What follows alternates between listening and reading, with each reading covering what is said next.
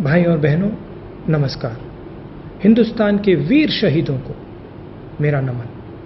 पूरा देश मिलकर एक साथ, एक होकर सेना के साथ और सरकार के साथ खड़ा है। मगर एक बहुत जरूरी सवाल उठा है। कुछ दिन पहले हमारे प्रधानमंत्री जी ने कहा था कि हिंदुस्तान की 1 इंच जमीन किसी ने नहीं ली, कोई हिंदुस्तान के अंदर नहीं आया।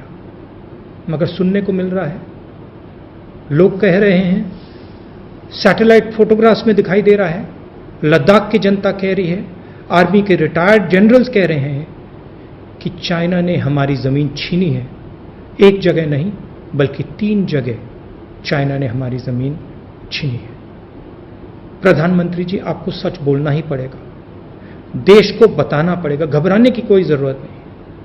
अगर आप कहेंगे कि जमीन नहीं गई और सचमुच में जमीन गई है तो चाइना का फायदा होगा। हमें मिलकर इनसे लड़ना है और इनको उठा के वापस फेंकना है, निकालना है।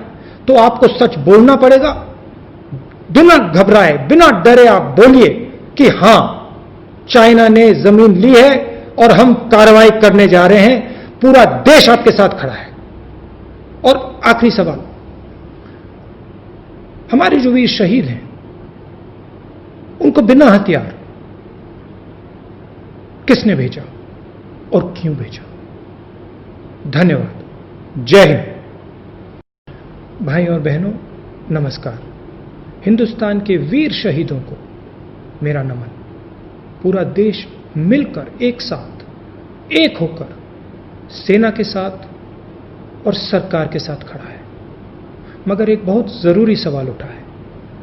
कुछ दिन पहले हमारे प्रधानमंत्री जी ने कहा था कि हिंदुस्तान की 1 इंच जमीन किसी ने नहीं ली, कोई हिंदुस्तान के अंदर नहीं आया। मगर सुनने को मिल रहा है, लोग कह रहे हैं, सैटेलाइट फोटोग्राफ्स में दिखाई दे रहा है, लद्दाख की जनता कह रही है, आर्मी के रिटायर्ड जनरल्स कह रहे हैं कि चाइना ने हमारी जमीन छीनी है। एक जगह नहीं बल्कि 3 जगह चाइना ने हमारी जमीन छीनी है।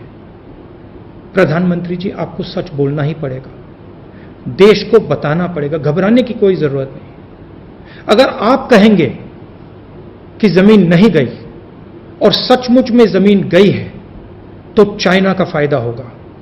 हमें मिलकर इनसे लड़ना है और इनको उठा के वापस फेंकना है, निकालना है।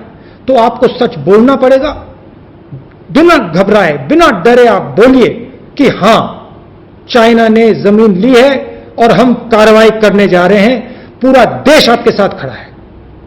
और आखिरी सवाल, हमारे जो वीर शहीद हैं उनको बिना हथियार किसने भेजा और क्यों भेजा?